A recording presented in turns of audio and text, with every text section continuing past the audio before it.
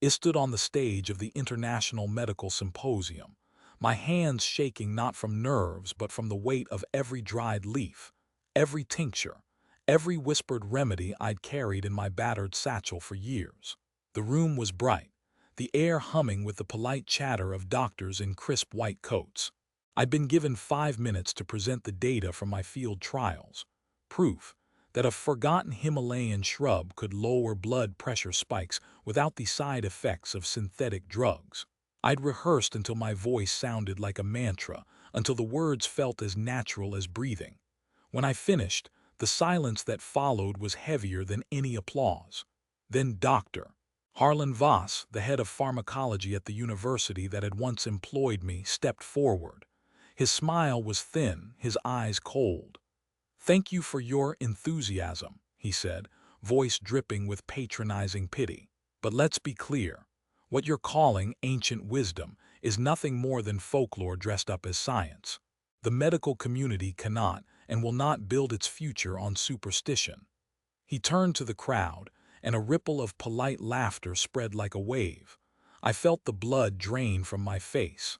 The words embarrassment and ridiculous echoed in my ears, not just from the stage but from the memory of my own kitchen table, where my parents had laughed at my notebooks filled with sketches of roots and leaves. That night after the conference, I called home. My mother's voice was tight, my father's sigh audible even through the speaker. "You've made us a laughingstock again," my father said. "Why can't you just get a real job? You're an embarrassment to this family."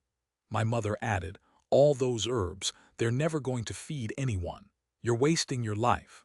I hung up, the receiver cold in my palm, and felt the familiar sting of shame settle deep in my chest. The painful departure and relentless pursuit, I packed my bags the next morning, not with anger but with a quiet, burning resolve.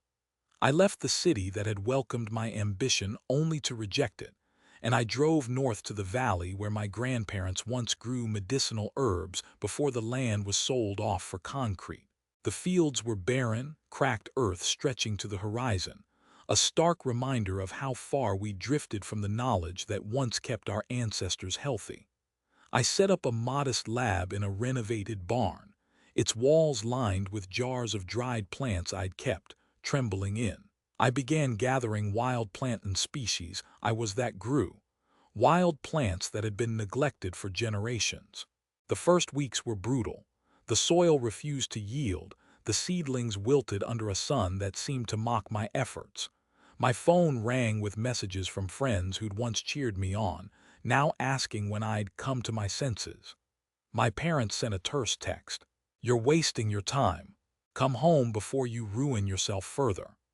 I read each message, let the hurt sit for a moment, then turned back to the dirt, planting another row of seeds. I read every ethnobotanical text I could find, interviewed elders in remote villages who still remembered the old ways, and ran countless extractions in my makeshift lab. Failures piled up, contaminated batches, ineffective extracts, moments when I doubted whether the ancient texts were nothing more than romanticized myth.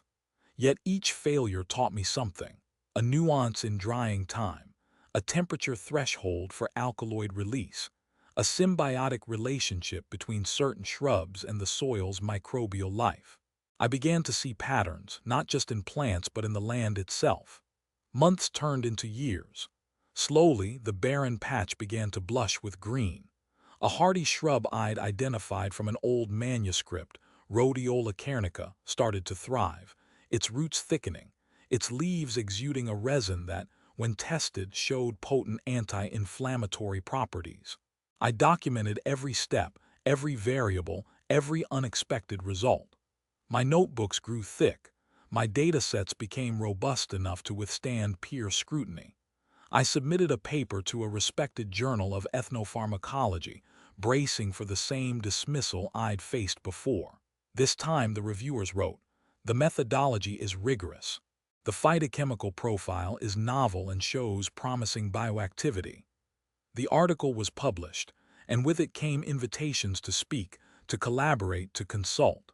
Pharmaceutical companies, once skeptical, approached me for joint research. Grants arrived, not because I'd begged for them, but because the evidence was undeniable.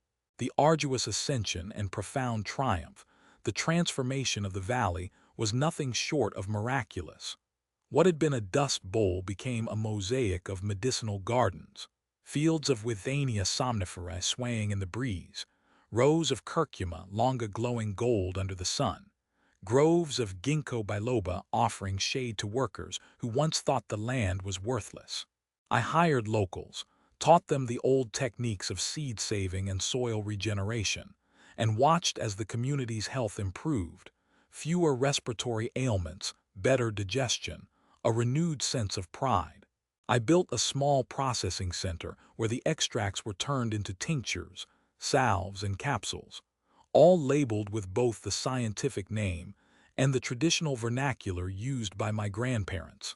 The products began to appear in regional clinics, then national health stores, and finally, in the shelves of major pharmacies. The very same medical establishment that had once laughed at me now cited my work in their continuing education modules. I was invited back to the symposium, not as a fringe speaker, but as a keynote presenter, my name printed alongside the luminaries I'd once admired from afar. In the years that followed, I watched my parents' faces soften during a video call. My mother's voice, once sharp with disappointment, now trembled with something else. "Awe, I never imagined," she whispered, trailing off. My father, usually stoic, said simply, "You've made the land alive again. I'm proud of you." The words were a balm, but they also carried the weight of all the years they'd spent doubting me. The cathartic return and poetic justice, I decided to bring the proof home. Not just words, but a living testament. I arranged for a day when the entire extended family would come to the valley, expecting perhaps a polite tour of my hobby farm. I met them at the old stone gate, the same gate where, as a teenager, I'd been told to stop daydreaming about plants and start thinking about a respectable career. We walked together down the main path. The air was fragrant with rosemary and sage, the soil dark and rich. My niece, eyes wide, pointed at a bustling beehive hanging from a lavandula angustifolia row. "Uncle, look, the bees love it," she exclaimed. My younger brother, who'd once teased me about talking to weeds, stopped dead in his tracks as we passed a plot where a once dying oak now stood tall, its leaves glossy, its bark healed by a salve I'd formulated from the resin of Boswellia serrata. He touched the trunk, his fingers trembling. This is impossible," he muttered. We arrived at the processing center, where the family watched as I demonstrated the extraction of a compound from Rhodiola cairnica, the very plant that had first sparked my curiosity. I explained, in simple terms, how the molecule interacted with human cells to reduce stress hormones. My mother, who had once called my notes silly doodles, leaned in, her forehead creasing not in confusion but in concentration. "So this actually helps people?" she asked, voice barely above a whisper. I nodded. "It does. And it's helping the land, too. The soil here holds more carbon, retains more water, and supports a richer biodiversity than any of the surrounding fields that rely on chemicals." My father, who dismissed my dream as a waste, stepped forward and placed his hand on a barrel of the finished tincture. "I thought you were chasing ghosts," he said, his voice thick. "Turns out you were growing them." The room fell silent, not with awkwardness but with reverence. The realization settled over them like a warm sunrise. The ridicule they'd flung had been nothing more than fear of the unknown, and the very thing they'd dismissed had become a source of healing, for the earth, for the people, for our family. Closing reflection as we sat under the shade of the ancient oak, sharing a simple meal of flatbread dipped in herb-infused oil, I felt a peace that no accolade could ever buy. The journey had been brutal, the doubt sharp, the loneliness deep.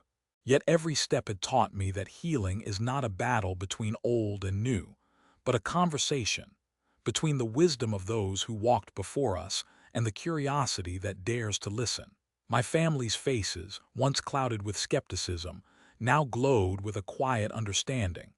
They didn't need to apologize. The land itself spoke the truth they'd once ignored. And in that truth lay the lesson I carry forward. When the world calls your passion ridiculous, listen to the soil beneath your feet. It remembers what the crowd forgets, and it will, in time, yield a harvest that silences every doubt. I left the valley that evening with my heart full, my spirit lighter, and a promise to keep tending the gardens, both the ones that grow from the earth and the ones that grow within us. The echoes of the forgotten healer were no longer echoes. They were a living, breathing chorus, singing of resilience, of redemption, and of the unbreakable bond between humanity and the plants that have always held the power to heal.